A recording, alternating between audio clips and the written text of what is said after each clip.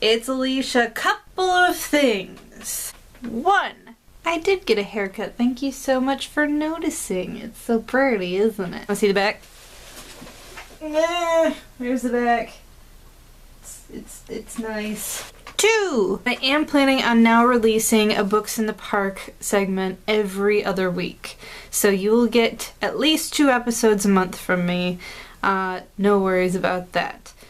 Not that you really care, but whatever. So now that that's out of the way, on to the books! This week we're going to be talking about the Legend Trilogy, a dystopian young adult series by author Marie Lu. Now, before we do anything else, I'd like to take it down a little. I've put on my glasses and moved to an armchair to let you know that I mean business. Now, there's a lot of negativity surrounded by the young adult movement right now, and frankly, I feel that it is unwarranted. Most of these complaints are coming from adults, surprisingly, which are pretty much grievances about things that really aren't intended for them in the first place. Firstly, a big complaint out there is that young adult literature just isn't good literature, which, first of all, way to make a big, broad claim there. And second of all, that just plain isn't true. There are some fantastic writers out there who are putting their heart and soul and their learned and natural talents into these works, just as much as they would any adult project that they were working on. I don't know any author out there who would dumb down their writing just because they were writing for teens. It's seriously unprofessional to even consider that. Not to mention that there are countless literary classics that are actually geared toward young adults that have been praised for decades. Catcher in the Rye, Lord of the Flies, To Kill a Mockingbird, Ray Bradbury's Something Wicked This Way Comes, all books with young adult protagonists that are geared toward that age group or higher.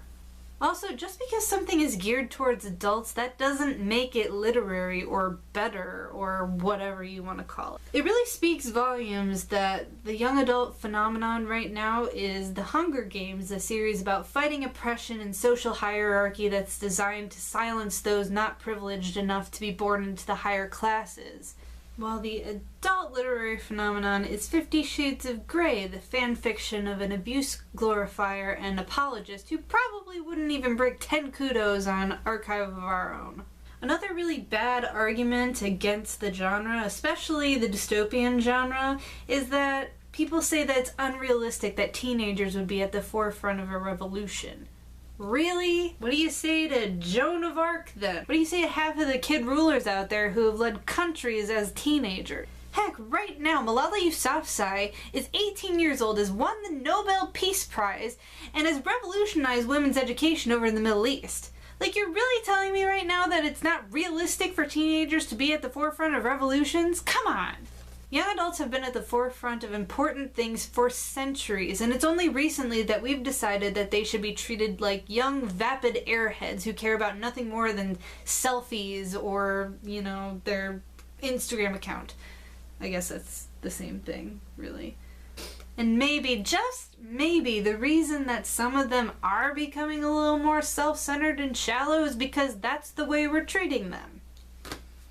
Just some food for thought. Okay, I'm gonna take off my glasses now because this is really hurting my eyes. Huh. Ugh. Oh. God. Ugh. So anyway, back to Legend. The series consists of 3 books. Legend, Prodigy, and Champion. Juggling 3 books at one time is really hard. If you're also interested, there's also a graphic novel version of the first book available to read. The story takes place in a dystopian future, and for those of you who have heard that word tossed about but don't feel like doing a Google search about it, it means that society has been changed in some subtle way to make it more idealistic, but it still remains systematically flawed. So, like in the Hunger Games, they have the Hunger Games, which, you know, seems like a good idea to those people, but it's still really oppressive and everything like that. Same thing with Divergent, where they have the tests that kind of determine where you're supposed to belong, but then it's, like, weird because then there are people who don't fit in and blah blah blah blah blah. So it's basically, they made the future better, but it actually made it worse, if that makes any sense. In this series, the United States has taken hits biologically, environmentally, and governmentally throughout many decades, leaving it a totalitarian regime where the military controls everything.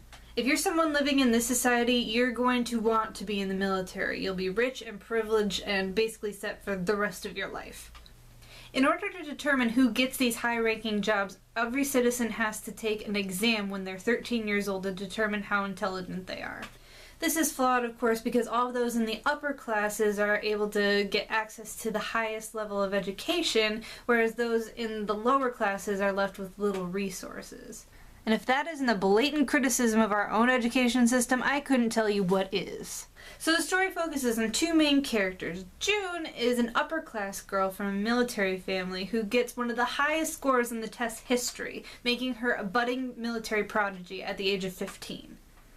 And then, on the other hand, you have Day, a lower-class guy who reportedly doesn't do so well in the exam that leads him to become a thief notorious throughout Los Angeles. These two really don't know much of each other until someone close to June is murdered, presumably by Day. June is then determined to bring Day to justice, which ignites a cat-and-mouse game between the two of them.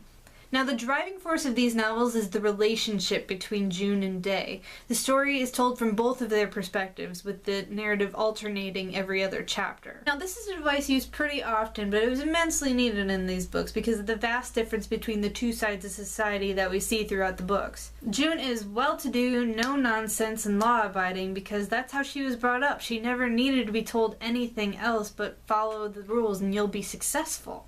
Day, on the other hand, has had to use his street smarts and ingenuity simply to survive in the society that he was born into. He's very much a Robin Hood type character where he uses not-so-legal methods to help the greater good.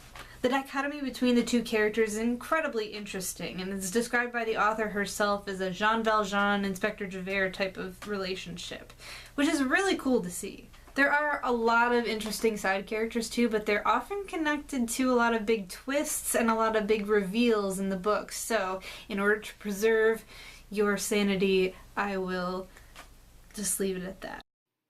Highlights!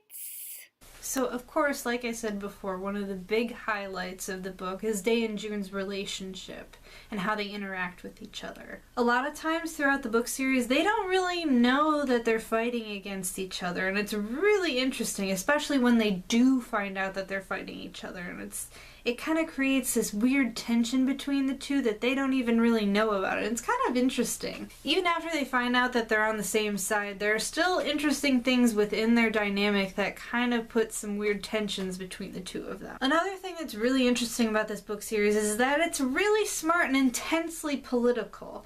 A lot of the dystopian books that you see nowadays are just a little weird. Everybody's got the Hunger Games or the Divergent Test or what have you, and it's kind of like you're watching it and you're going, is that really something that could happen? So in this one, it actually does seem like something that could feasibly happen in our society, you know? Military regimes aren't completely fictional. They are actually something that exists. I mean, with the right circumstances, it could potentially happen in America. Maybe years and hundreds of years from now, but potentially it could be something that could happen. Not so highlights. Now, even though this series is interesting, it's not without its flaws, and I think one of the biggest weak points is actually the double narrative. I've always thought that if you're going to do a double narrative between two alternating narrators, that you need to have two distinct voices for these characters. This is not what this book has. Despite these two growing up with vastly different backgrounds, they sound really similar, which is kind of sad. I mean, if you think about me reviewing the Cal Leandro series, that was one of the things that I praised, was that the two alternating narratives between the different characters all sounded really distinctly different. Even between two brothers who had basically the same background, you could still tell that they were different characters and different personalities. This is just kind of, yeah. I mean, don't get me wrong, later on she does try to spice it up a little bit, adding some different vernacular in today's vocabulary, but it's not enough to really distinguish between the two. I often had to remind myself what chapter it was so I could remember who was talking. Like, even though they have different print colors for each character. So Days always has a different color. That's blue in Prodigy. And then June's is always black.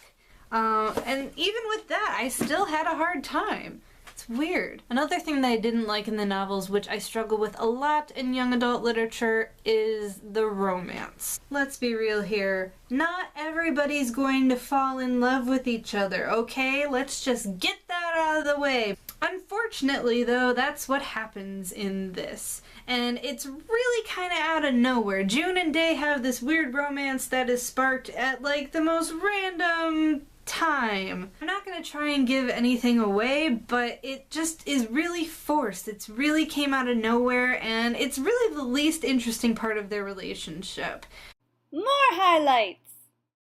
Aside from those glaring things, though, it's actually a really smart young adult book. I mean, it's really easy nowadays to make a just pandering, generic, post-apocalyptic story, but this is actually really smart and really interesting. You have to think a lot about the complexities that these characters are dealing with, the implications on the political scale and the personal scale for each of these characters. It's actually a really interesting read. Even if you're not a young adult fan, it's still a really interesting read. If you really like political thrillers and everything like that, you'll enjoy this. So that was the Legend series by Marie Lu. I hope you all enjoyed it. Tell me what you think. If you've read it, let me know down in the comments. You know, if you haven't read it but it sounds interesting to you, then let me know that too. I just love to hear from you guys. Also, if you have suggestions about books that you'd like to see me review, let me know, because as you can see, I have this vast library with suggestions. I have 2 other bookshelves that you can't see right now. And so, like, I have the means to review whatever your little heart desires. Even if I don't have the book that you want me to review, I will go out to my local Barnes & Noble and I will pick it up just for you, and I will read it and I will tell you what I think. So yes, please give me suggestions. I would love to hear that. Yeah, that is all for this week's Books in the Park. Thank you guys so much for watching, and remember, stay nerdy.